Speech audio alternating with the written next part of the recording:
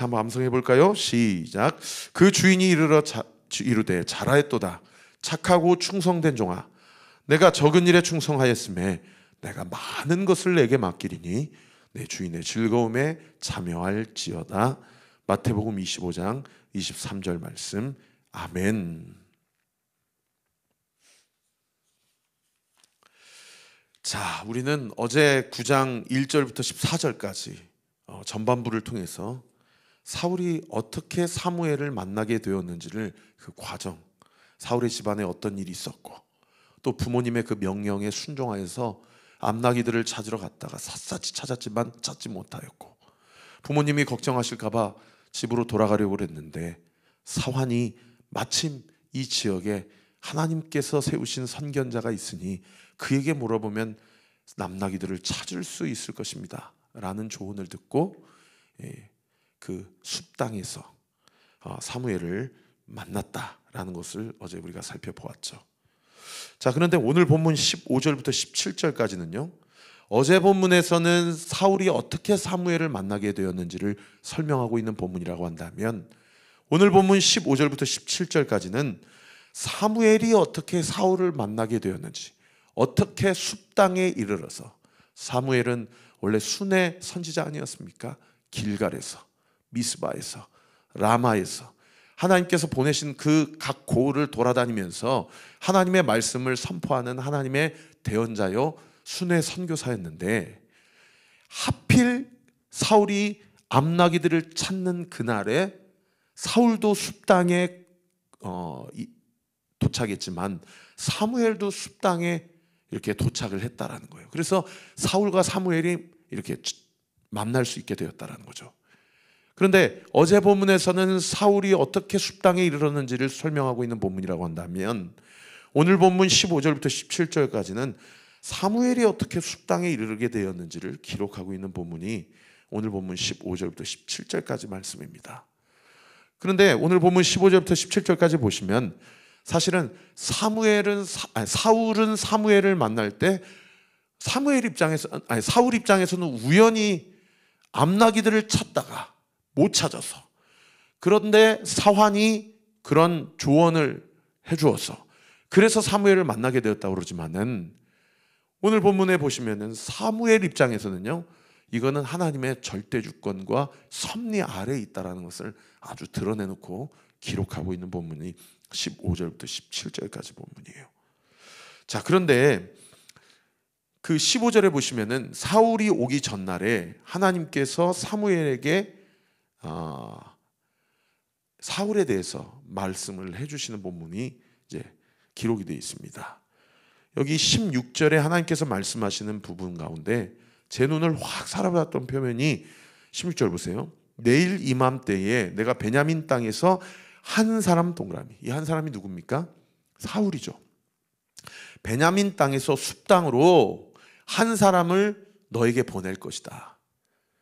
그 다음 구절에 보세요. 한 사람을 내게 보내리니 너는 그에게 기름을 부어 내 백성 이스라엘의 지도자로 삼으라 라고 되어 있다라는 거예요. 여러분, 여기 한 사람을 내게로 보내리니, 이 본문이 제 귀에 확 들어와요. 여러분, 이 한 사람이 사울이라고 제가 말씀드렸는데, 어제 본문까지만 보면 사울 입장에서는 사실은 뭐 찾으러 가다가 사무엘을 만난 겁니까? 암나기들을 찾으러 갔다가 사무엘을 만난 거잖아요.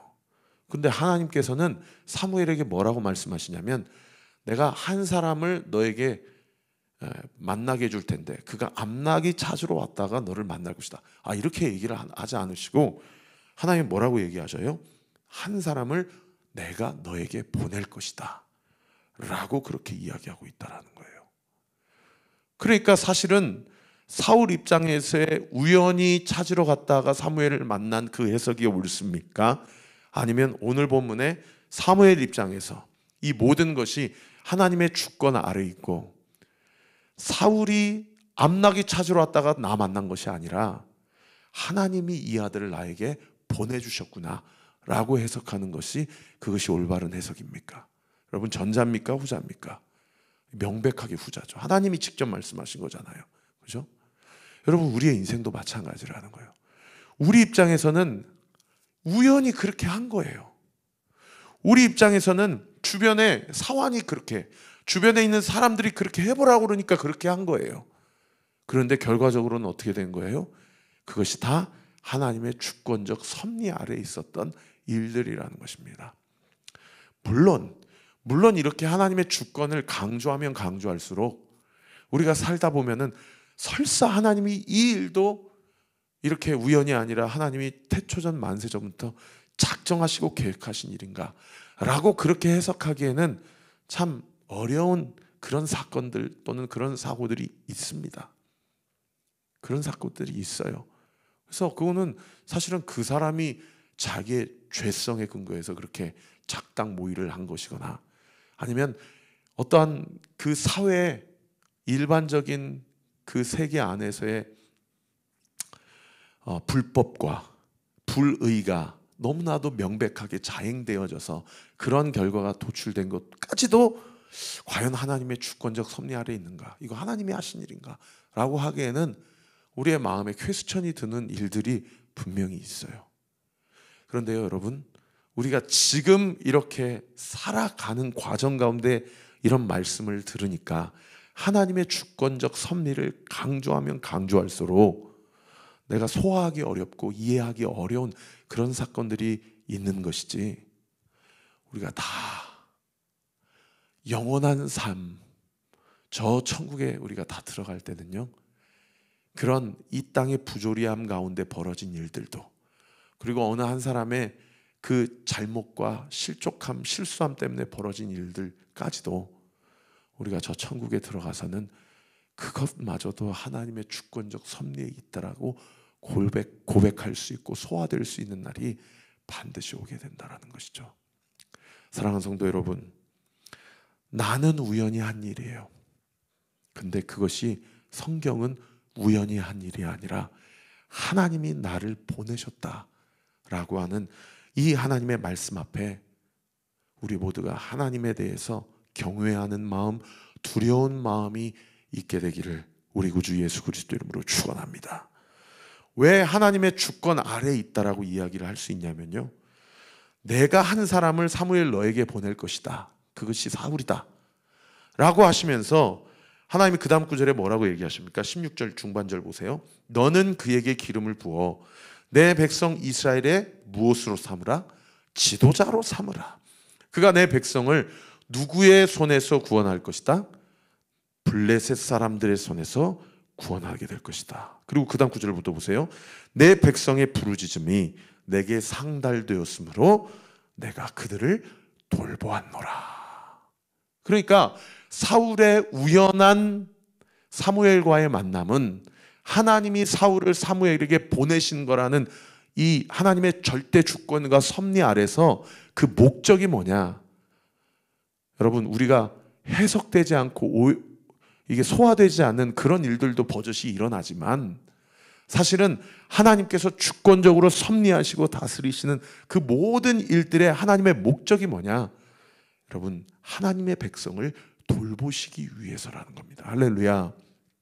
여러분, 여기 16절에 사울에게 기름을 부어서 그를 지도자로 삼는 것은 그로 인하여서 나의 백성을 블레셋 사람들의 손에서 구원하기 위함이다. 그리고 내가 그렇게 결정한 것은 사실은 이 이스라엘 백성이 자꾸 떼써서 나를 왕으로 여기지 않고 사람을 왕으로 삼고자 하는 그런 떼쓰는 기도에 대한 마지못한 나의 응답이지만, 사실은 그마저도 하나님이 응답하신 결정적 이유가 뭡니까? 자기 백성을 돌보시기 위해서, 그리고 블레셋 사람들로 인하여 하나님께 부르짖고 울부짖는 이스라엘 백성의 부르짖음과 기도와 간구가 하나님께 상달되었기 때문이다. 여러분, 이 표현 보면 저는 출애굽기 2장 말씀이 생각납니다. 지금 오늘 본문에는 블레셋 사람들에서 구원하겠다. 출애굽기 2장에 가면 누구의 손에서 이스라엘 백성을 구원하겠다고 하나님 말씀하십니까? 이집트 사람, 애굽 사람들의 손에서 이스라엘 백성을 구원하겠다. 한 사람, 사울을 통해서 블레셋 사람들의 손으로부터 구원하겠다. 한 사람, 모세를 통해서 애굽 사람들의 손에서 나의 백성을 구원하겠다. 왜요? 이스라엘 백성의 블레셋 사람들에 의한 그들의 부르짖음과 울부짖음이 나에게 상달되었기 때문이고, 이는 내가 나의 백성을 돌보기로 작정했기 때문이다. 여러분, 거기 출애굽기 2장에도요, 제가 읽어드릴게요. 이런 말씀이 써 있습니다. 23절부터 25절까지. 여러 해 후에 애굽 왕이 죽었고 이스라엘 자손은 고된 노동으로 말미암아 탄식하며 부르짖으니 그 고된 노동으로 말미암아 부르짖는 소리가 하나님께 상달된지라. 하나님이 그들의 고통 소리를 들으시고 하나님이 아브라함과 이삭과 야곱에게 세운 그의 언약을 기억하사 하나님이 이스라엘 자손을 돌보셨고 하나님이 그들을 기억하셨더라. 할렐루야. 여러분, 우리 하나님은 우리의 삶 가운데 우리가 우연히 벌어진 일들이라 하더라도 하나님의 절대 주권의 섭리 가운데 우리를 돌보시고 보호하시는 이유는, 여러분, 세상으로부터, 이집트로부터, 블레셋 사람들로부터, 애굽으로부터, 바벨론으로부터, 아수르로부터, 여러분, 로마로부터 자기 백성을 구원하시기 위함이라는 겁니다. 그래서 예수님이 이 땅 가운데 오신 것은요, 죄로부터 우리를 구원하시기 위해서. 그래서 예수라는 이름의 뜻이 뭡니까? 이는 자기 백성을 저의 죄에서 구원할 자이다. 할렐루야. 너무나도 예수님이 생각나는 그런 본문 아닙니까?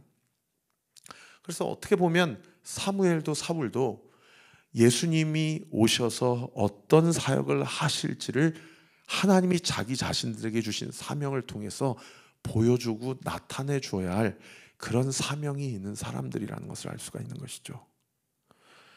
여러분, 오늘 큐티 본문을 통해서 첫 번째 우리가 같이 한번 생각해 봐야 될 것은요, 나는 우연이라고 생각되는 나의 지금까지의 인생이 하나님의 절대 주권 아래에 있다는 것을 과연 믿는가? 우리 스스로에게 질문해 보지 않을 수 없다는 것입니다.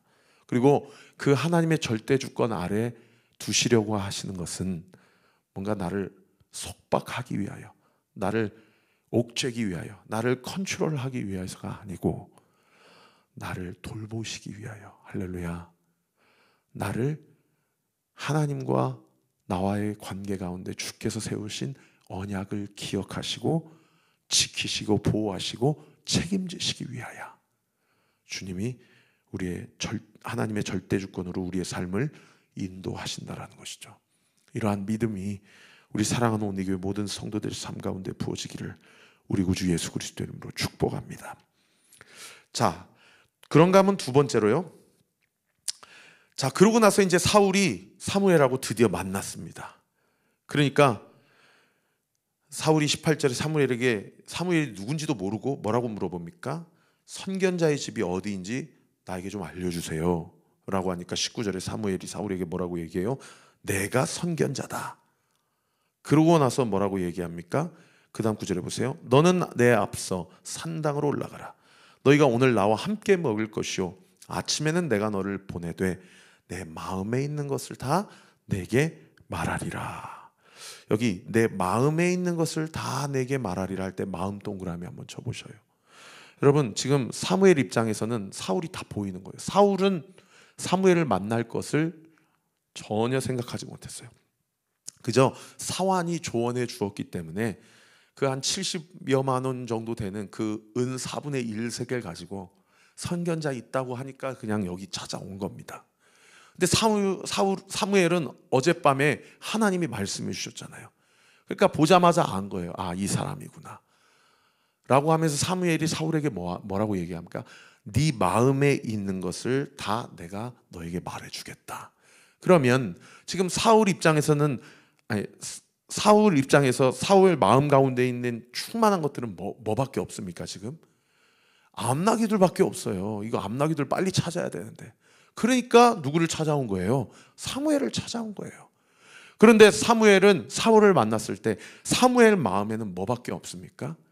하나님이 세우신 기름 부어 세우시는 우리 민족의 초대왕, 왕권, 하나님의 부르심, 사명밖에 사무엘의 마음 가운데는 가득 채워져 있는 것이 없다라는 거죠.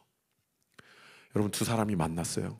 한 사람은 암나기밖에 그 마음이 가득 채워 있지 않아요. 근데 이분은 뭘로 가득 채워져 있어요? 하나님의 부르심, 하나님의 사명으로 가득 채워져 있어요. 그러니까 이 상황 가운데 사무엘과 사울이 만났다라는 거예요. 사랑하는 성도 여러분, 우리가 주님 앞에 나아갈 때 우리 안에 마음에 가득 채워져 있는 것들이 있어요. 그것이 사울에게는 암나기들이었어요. 여러분, 오늘날 나에게, 지금 나에게는 그것이 무엇입니까? 사울에게 암나기들은 나에게는 무엇입니까? 여러분, 그것을 내려놓아야, 그리고 그 문제가 해결이 되어야 여러분, 사무엘을 통해서 하나님께서 사울에게 주시고자 하는 사명이 비로소 그의 마음을 완전히 꽉 채워지게 할 수가 있다는 것이죠. 감사하게도 그 다음 구절에 사무엘이 사울에게 뭐라고 얘기합니까? 20절에 보세요. 사흘 전에, 3일 전에 이른 내 암나기들을 염려하지 말라 찾았느니라. 사울 마음에 지금 암나기들로, 이 스포츠카로, 이 고급 세단으로 가득 채워져 있는데, 감사하게 사무엘이 먼저 그 문제를 해결해 주세요. 하나님이 그 문제를 해결해 줘요. 그거 걱정하지 말라. 너한테 정말 중요한 것은 암나기들이 아니라 하나님의 부르심이요, 내가 너를 기름 부어 세우고자 하는 이스라엘의 초대 왕권이다. 그러니까 하나님께서 사무엘을 통하여 사울에게 너 그렇게 아직도 정신 못 차리고 사명 쫓아가지 못하고 엉뚱한 것에 그렇게 마음 다 빼앗기고 가득 채워져 있냐고. 하나님께서 그렇게 얘기하지 않으시고요, 그거 찾았다, 걱정하지 말라, 그렇게 말씀하신다는 거예요. 사랑하는 성도 여러분, 오늘날 저와 우리에게 이러한 하나님의 은혜가 있게 되기를 예수님의 이름으로 축원합니다. 하나님이 얘기하세요. 야, 최 목사야, 지금 네가 걱정하는 건 다 해결된다. 아니, 이미 해결됐다. 너 그거 걱정하지 말고 지금 중요한 것은, 그 다음 구절에 뭐라고 얘기합니까? 온 이스라엘이 사모하는 자가 누구냐? 너와 내 아버지의 온 집이 아니냐?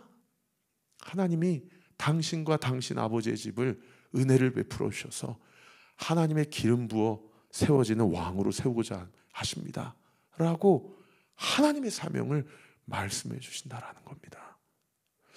여러분, 우리에게 이러한 은혜가 이미 부어졌음을 믿으시기를 우리 구주 예수 그리스도 이름으로 축원합니다. 예수님도 뭐라고 얘기하셨어요? 하물며 나쁜 부모라도 좋은 것으로 줄 알거든 하물며 천부께서 우리에게 가장 좋은 것을 주시지 않겠느냐? 너희는 먼저 그의 나라와 그의 의를 구하라. 그리하면 이 모든 것을 너희에게 더하시리라. 할렐루야. 여러분, 우리가 지금 끙끙대고 우리의 마음과 생각 가운데 가득 채워져 있는 그 불안함과 그 결핍과 그 필요와 그 간구, 여러분 그거 내려놓으세요. 그거 하나님이 다 해결해 주십니다. 우리가 먼저 하나님의 나라와 하나님의 공의를 구할 때에 하나님이 우리 모든 것을 다 채워주시고요, 우리 마음 가운데 가득 채워져 있는 모든 걱정, 근심, 불안, 염려들 다 하나님께서 걷어가 주시고 하나님의 부르심에 충성하며 헌신할 수 있도록, 착하고 충성된 종이라고 우리가 이번 한 주 암송 구절 외웠잖아요. 내가 적은 일에 충성하였음에 많은 것을 너에게 맡겨주겠다 라고 말씀하신 것처럼 하나님의 즐거움에 참여하는 자로 우리를 온전히 세워주시는 줄 믿으시기를 우리 구주 예수 그리스도 이름으로 축원합니다. 자, 사무엘이 자기 자신에게 온 이스라엘이 사모하는 자가 누구냐? 너와 내 아버지의 온 집이 아니냐? 라고 이야기했어요. 그러니까 하나님의 사명을 준 거예요. 근데 다이렉트로 하나님이 당신을 왕으로 세우십니다 라고 이야기하지는 않았어요. 그냥 그것을 좀 두루뭉실하게 이야기했어요. 근데 사울이요, 이게 그래도 영민한 것이 딱 알아들었어요. 하나님이 나를 부르시는구나. 그러니까 사울이 뭐라고 얘기합니까? 21절에 사울이 대답하여 이르되 나는 이스라엘 지파의 가장 작은 지파 베냐민 사람이 아니니까 또 나의 가족은 베냐민 지파 모든 가족 중에 가장 미약하지 아니하니까 당신이 어찌하여 내게 이같이 말씀하시나이까. 하나님이 부르신다라는 사실을 직감했어요. 자기는 암나귀 찾으려고 지금 사무엘 선지자 찾아왔는데 그거 걱정하지 마라, 찾았다라고 걱정을 내려놓게 하시고 더 큰 사명과 부르심이 있다는 것을 분명히 그 콜링을 이야기해 주실 때 사울이 알았어요. 근데 사울이 이때까지만 해도요, 사울의 마음과 태도가 어제 본문에도 제가 뭐가 있었다고 그랬습니까? 부모에게 순종하는 것, 그리고 눈 가리고 아웅하지 않고 열심을 다해서 그렇게 최선을 다했다는 것, 그리고 예의가 있고 사람과의 관계에 있어서 인격적이었다는 것, 그리고 하여튼 충성하고 헌신적이었다는 것. 이거 어제 본문에 우리가 살펴봤잖아요. 오늘 본문에도 보니까요, 세상에 거기 플러스 뭐가 있어요? 우리 지파는 이스라엘 지파의 가장 작은 지파 아니냐? 우리 집안은 그 가장 작은 베냐민 지파 중에 가장 작은 집안 아니냐? 여러분, 그 앞에 것들 플러스 뭐가 있어요? 겸손이 있는 거예요. 겸손이. 야, 사실은 다 앞에서 얘기했던 순종, 열심, 예의, 또 관계, 이런 것도 제일 중요하지만 사실은요, 저는 하나님이 저에게 너 한 가지만 너의 성품과 기질에 대해서 요구해라, 내가 그 기도를 들어주겠다 그러면은, 우리가 지난 주일날 살펴본 것처럼 빌립보서 2장 5절부터 11절까지 말씀, 너희 안에 이 마음을 품어라, 곧 그리스도 예수의 마음이니 그는 근본 하나님의 본체시나 하나님과 동등됨을 취할 것으로 여기지 아니하시고 오히려 자기를 비워 종의 형체를 가시자 사람들과 같이 되셨고 사람의 모양으로 나타나사 자기를 낮추시고 죽기까지 복종하셨으니 곧 십자가에 죽으심이라.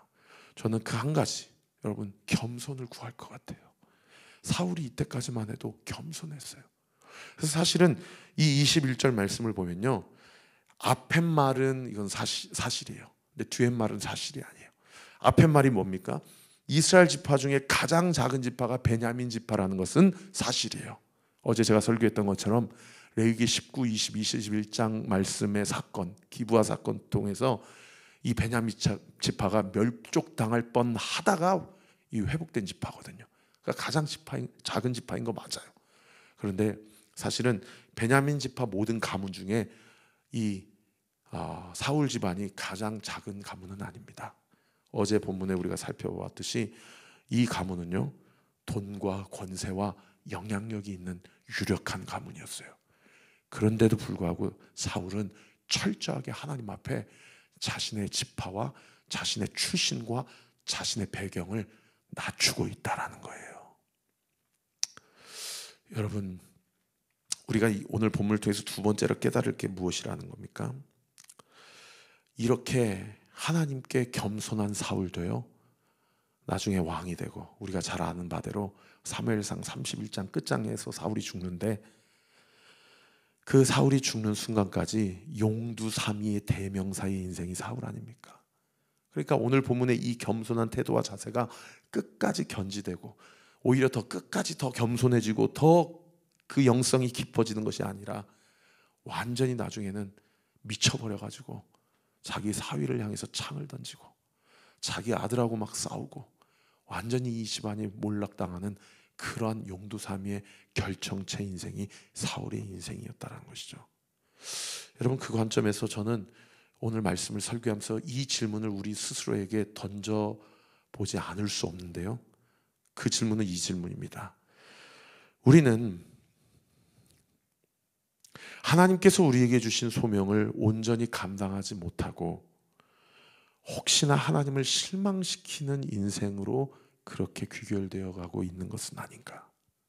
처음에는 좋았는데 나중에는 완전히 나락으로 떨어질 만큼 하나님이 부르시는 그 사명도 사실은 은혜였는데요, 그 사명을 온전히 감당하지 못하고 하나님을 실망시켜드리면서 살아가고 있지는 않은가. 우리 자신에게 철저히 질문을 해보아야 한다는 것입니다. 우리 사랑하는 성도 여러분, 하나님이 주신 사명을 은혜로 받고 은혜로 시작한 인생, 제가 늘 설교하지만 은혜로 마치는 인생이 되기를 우리 구주 예수 그리스도 이름으로 축원합니다. 빌립보서 2장 5절 이하로 말씀하신 너희 안에 이 마음을 품으라 라는 이 마음이 겸손의 마음이라고 한다면, 그 예수님의 겸손의 마음이 그분이 이 세상을 떠나갈 때 더 자기를 낮추시고 죽기까지 복종하심으로 하나님의 뜻을 이루셨던 것처럼, 우리가 주님을 만났을 때보다 주님을 알아가는 이 일련의 과정 속에서, 그리고 함께 온리교회라는 공동체를 세워가는 우리의 인생 안에서 죽기까지 복종하고 죽기까지 자기 자신을 낮추는 그리스도의 삶의 결과, 성품과 기질이 저와 우리 모든 온리교회 성도들의 삶 가운데 온전하게 그렇게 엉그러지고 또 익어가는 은혜가 있게 되시기를 우리 구주 예수 그리스도 이름으로 축원합니다. 시간이 좀 많이 지났는데 마지막 세 번째만 짧게 나누고 축도하고 마치겠습니다. 자, 이렇게 사울이 겸손을 사무엘에게 이야기했을 때 사무엘이 사울과 그 사환을 인도해서 22절에 보면 객실로 들어가서 미리 준비한 그 고을 안에서의 어떤 리더십들 안에서의 모임이 있었던 모양이에요. 그 모임이 한 30명 정도 되는 모임이었는데 그 모임에서 이 젊은 사울을 상석에 앉게 합니다. 사실은 이스라엘 백성이 사울에게 왕을 세워달라고 했을 때, 사무엘에게 왕을 세워달라고 했을 때 사무엘의 마음도 하나님처럼 그 마음이 상했거든요. 그런데 사울을 이미 하나님께서 초대 왕으로 점 찍으셨다는 것을 사무엘이 알고 사울을 상석으로 모셔요. 사무엘이 나이가 늙은 상태였는데 젊은 이 한 젊은이를 상석으로 모셨다는 것은 자기도 이스라엘 백성이 왕을 요구했을 때 마음이 상했지만 하나님께서 사울에게 기름 붓기로 결정하셨다라는 그 하나님의 결정을 자기 안에 상한 마음을 뒤로하고 하나님의 말씀 앞에 철저히 순복하고 있는 사무엘의 성숙한 선지자로서의, 선견자로서의 사명을 감당하고 있는 그의 태도를 엿볼 수 있는 그런 대목입니다. 여러분, 우리가 우리의 마음에 들지 않더라도 하나님께서 일하시고 하나님께서 세우시는 어느 한 사람 또는 어느 사역, 그 일들을 감당할 때 내 마음을 뒤로 좀 제끼고 하나님께서 하신다라는 믿음 가지고 하나님의 뜻과 사명을 상석에 놓는 그러한 성숙한 성도들이 되기를 우리 구주 예수 그리스도 이름으로 축원합니다. 그뿐만 아니에요. 이미 사무엘이 요리하는 사람들에게 넓적다리와 그에게 붙은 것을 가져와라 라고 다 이미 이렇게 준비를 사전에 다 해놓은 거예요. 그리고 24절 하반절에 그날에 사울과 사무엘이 함께 먹었고, 식사를 마치고 나서 25절에 성읍에 들어가서 한 집의 지붕 위에 올라가서 거기에서 담화했다라고 기록되어 있어요.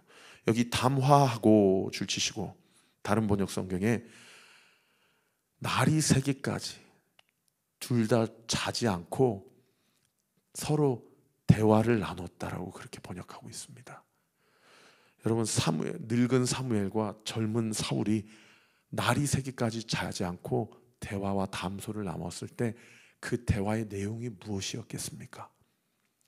하나님이 누구신지, 현재 이스라엘의 영적인 상태는 어떠한지, 그리고 이런 상황 가운데 하나님이 사무엘 자기 자신을 어떻게 부르셔서 지난 인생 가운데 자기를 어떻게 사용해 주셨는지, 그리고 이제 당신을 부르시고자 하는데 당신은 어떻게 이 사명 앞에 반응하고 감당해야 되는지, 아마 이런 현실적인 이야기들부터 영적인 본질적 이야기까지 망라해서 많은 이야기들을 했을 거예요.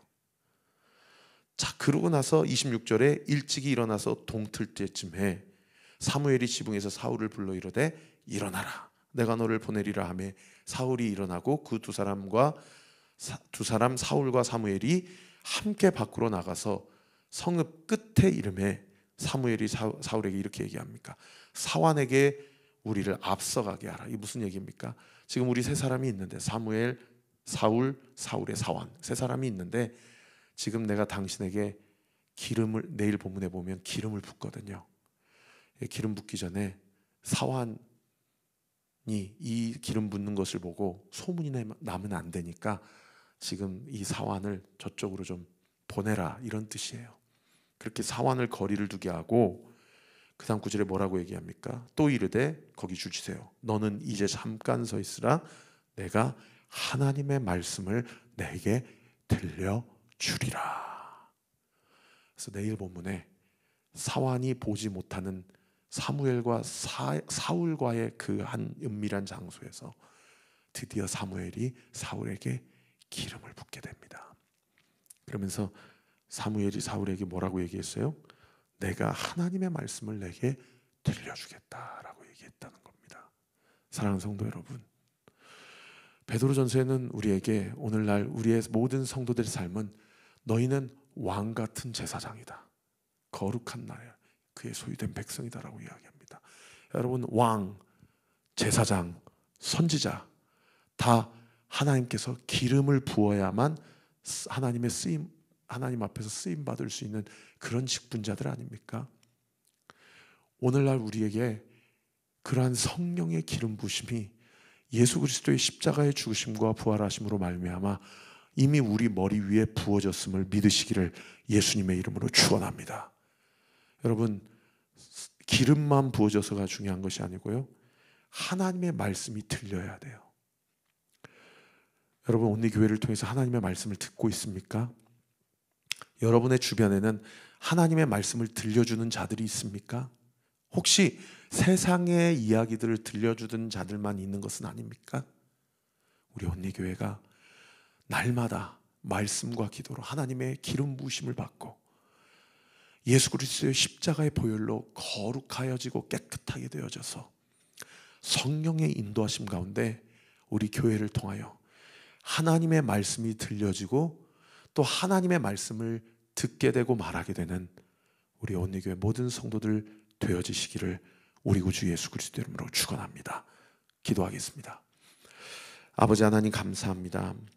오늘 말씀을 통해 우리가 세 가지를 함께 나누었습니다. 첫째는 하나님의 주권 아래 있는 인생에 우연은 없다. 그리고 그 하나님의 주권의 목적은 자기 백성을 돌보시고자 하시는 하나님의 은혜다. 그런가 하면 두 번째로 우리 마음에 꽉 채워져 있는 것을 내려놓고 하나님이 우리에게 말씀하시는 사명으로 우리의 마음을 가득 채우기를 원하시는 하나님, 그 사명을 받기 위해서는 사울의 겸손이 우리에게 있어야 될 줄 믿고, 그러나 사울은 그 겸손이 그 첫 마음을 유지하지 못하고 용두사미의 인생으로 전락해버렸지만, 아버지 하나님, 우리는 이 초심과 첫 마음을 잘 견지하고 또 오히려 이 마음이 커져서 하나님께 더 충성하고 하나님의 말씀 앞에 순종하는 우리가 되기를 원합니다. 아버지 하나님, 우리 교회가 하나님의 말씀을 선포하는 교회, 하나님의 이야기를 서로 들려주는 교회, 세상의 모든 썩은 가치관과 바벨론적인 것들은 다 끊어내는 그런 교회, 분별하는 그런 교회가 되어줄 수 있도록 주님 역사하시고 은혜 베풀어 주옵소서. 오늘 이 아침에도 각자의 골방에서 그 믿음 가지고 주님 앞에 간구하는 모든 기도, 이 시간 예수의 이름으로 명하노니 응답될 주여다, 응답될 주여다, 응답되게 될 주여다. 새 생명을 품고 태문을 열어달라고 기도하는 우리 교회 두 가정이 있습니다. 예수의 이름으로 명하노니 그 두 가정 예수의 이름으로 태문 열릴 주여다, 열릴 주여다, 열릴 주여다 믿고 감사드리며 살아계신 예수 그리스도의 이름으로 기도하옵나이다. 아멘. 지금은 우리 구주 예수 그리스도의 은혜와 하나님의 사랑과 성령 하나님의 위로교통 충만하심이 주신 말씀 붙잡고 하나님의 주권 아래서 하나님 앞에서 철저히 겸손하여서 주의 말씀을 듣고 그 마음을 우리의 인생이 끝나는 그 순간까지, 주님의 심판대 앞에 서는 그 순간까지 주와 함께 걸어나가기로 결단하는 우리 사랑하는 온리교회 모든 성도들 머리 위에 지금으로부터 영원토록 함께 하시기를 간절히 축원하옵나이다. 아멘.